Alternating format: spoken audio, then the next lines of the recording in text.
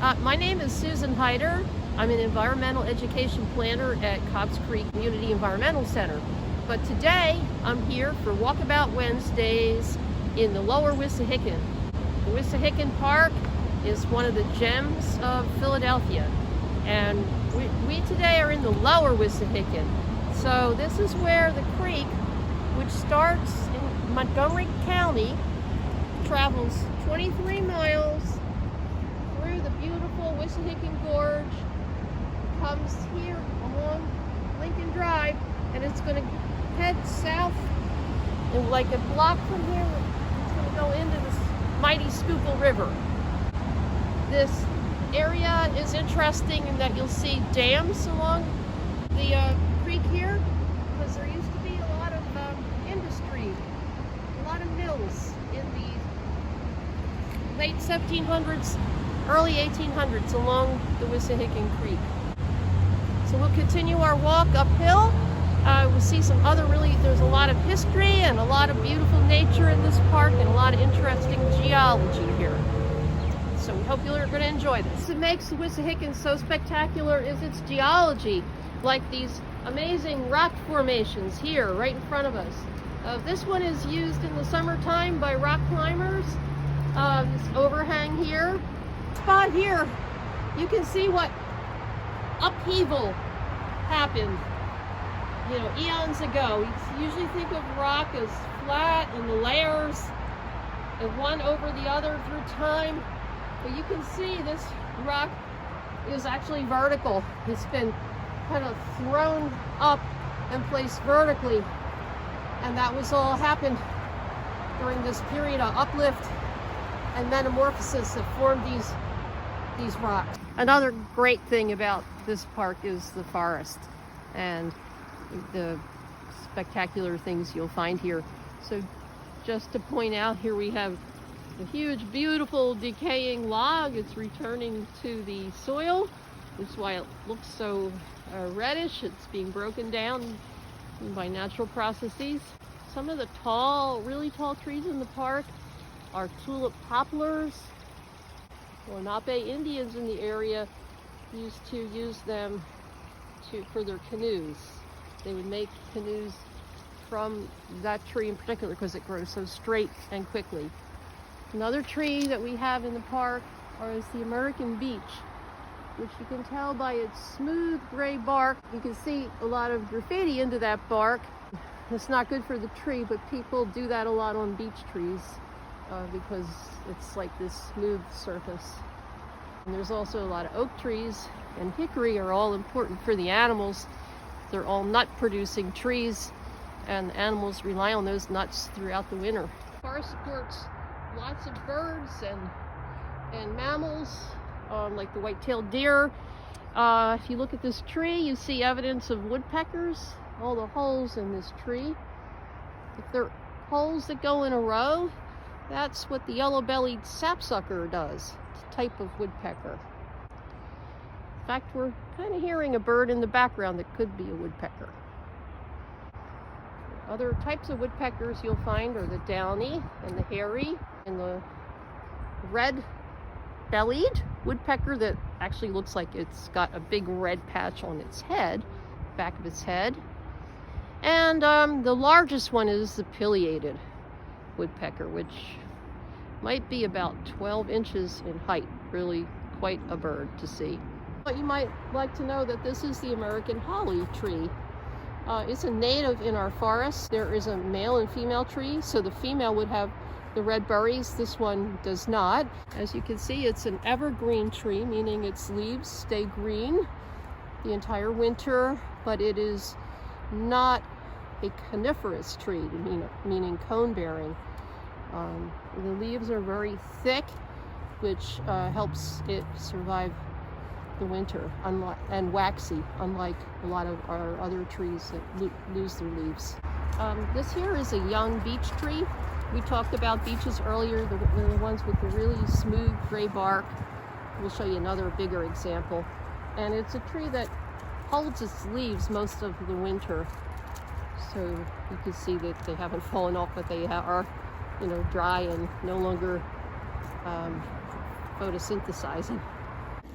We have arrived at the cave. Look over here. It's quite an unusual sight here. So this cave is actually part of the really early history of this area. A man named Johannes Kelpius.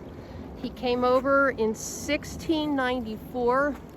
He was a well-educated person. Okay, I guess you would say he was a very religious man, and he was a member of what you might call the pietists. So his group believed that 1694 was going to be the year of the second coming of Jesus, and that they would become, be taken up in this second coming, I guess, to heaven. So they came to Pennsylvania because of religious tolerance, and something in the book of Revelations indicated it would be in a wilderness, so they came to this wilderness. This is rumored to be the cave where he lived and meditated here. So, of course, second coming did not happen in 1694, and he and the other people in his group continued to live in this area. This is also known as Hermits Cave. I read at one time there was a chimney that was removed, so they do know it was used for some kind of living area, and that he would have meditated and prayed in the cave. He came with a bunch of followers, and they all lived in this area, and supposedly they had, they had a building where they probably practiced their religious beliefs. There's a marker here erected by a group called the Rosicrucians, who are also another mystic group commemorating Johannes Kelpius, who also wrote music and hymns, and published a book on how to pray. So, and they lived off the land here. This picture of Johannes Kelpius was actually an oil painting. It's one of the earliest oil paintings done in the colonies. I believe the man that did it was named Christopher Witt, and that is of Johannes Kelpius. Okay, so this is one of the historic mansions in the park. This one is called the Hermitage because it's near Hermits Cave, and because they think this is where the followers of Kelpius had built a building, which they probably was for religious purposes. It's possible they also lived in it. Eventually, I guess it was torn down. Johannes died in, I think, 1707. He had a short life. Okay, this land was bought by Evan Prowatain in 1848, and he probably built this mansion here. There was a well-known resident of Germantown, Dr. Benjamin Chu, who lived here till 1878, and then basically shortly after, the relatives of the first owner donated it to the city. Since 1981, the Delaware Valley Opera Company has used this building, and I once attended a performance of A Mall in the Night Visitors, a Christmas performance, which would probably have been maybe like on a night like tonight. Looks like this was a former well, and this is the pump. That is amazing. One of two spectacular large bridges up here in the Wissahickon, and this one is the Henry Avenue Bridge. The other is the Walnut Lane. This bridge was designed in 1927 by a famous Philadelphia architect, Paul Cray. I think it's pronounced Cray, C-R-E-T, and the engineer was Ralph Majeski. This took a number of years to build. It's a reinforced concrete bridge with spectacular arches. I have some really cool old photos I found of when this bridge was being built. Here's one of them. This is 1931, when the main arch over the creek was being erected. Besides reinforced concrete, they were either used stone or were able to make it look like stone. So it's a really spectacular bridge.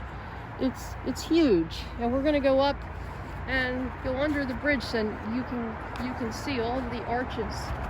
Some wild graffiti art here too. It's pretty cool, pretty interesting. And we're going to come under and see all these arches. The pretty good art. It's been graffitied on top of, like that tiger. But here, what a spectacular bridge, huh? Wow, Yeah. that is amazing.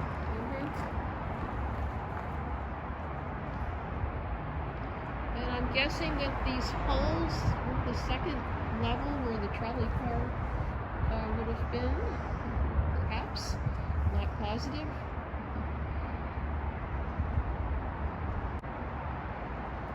So we could call this an incredible feat of engineering and architecture. It's very beautiful. I have another photo to show you. It's an aerial photo of when it was being built, and you can get to see how big it actually is. And then there's a finished aerial photo, a recent aerial photo of the park and the traffic on the bridge today. The rock type in the Wissahickon that is noted for is a rock called schist, and it's actually gotten the name Wissahickon schist. Schist is a type of metamorphic rock, and this here is called mica. It's a shiny, flat, platy mineral. When it occurs in big chunks, has been used for window panes, and it has a lot of other industrial uses. Other things we might find in the schist are garnets, which are gemstone. However, the garnets here are not considered gem quality, but more industrial quality. There's two types of mica. This type is called muscovite, and then there's a dark crystal, a black one, called biotite that we might also find. Wissahickon schist has been used as a building material throughout the city. So in homes dating from the 1700s on, you'll see the stone if you look closely at stone buildings. Awesome. Many of the stone structures in this park and all throughout the parks in Pennsylvania were built in the Great Depression by a program called the Works Progress Administration and the Civilian Conservation Corps. They did wonders for the park. My guess is that this is from that time period. A drainage here that goes under the trail and comes out the other side.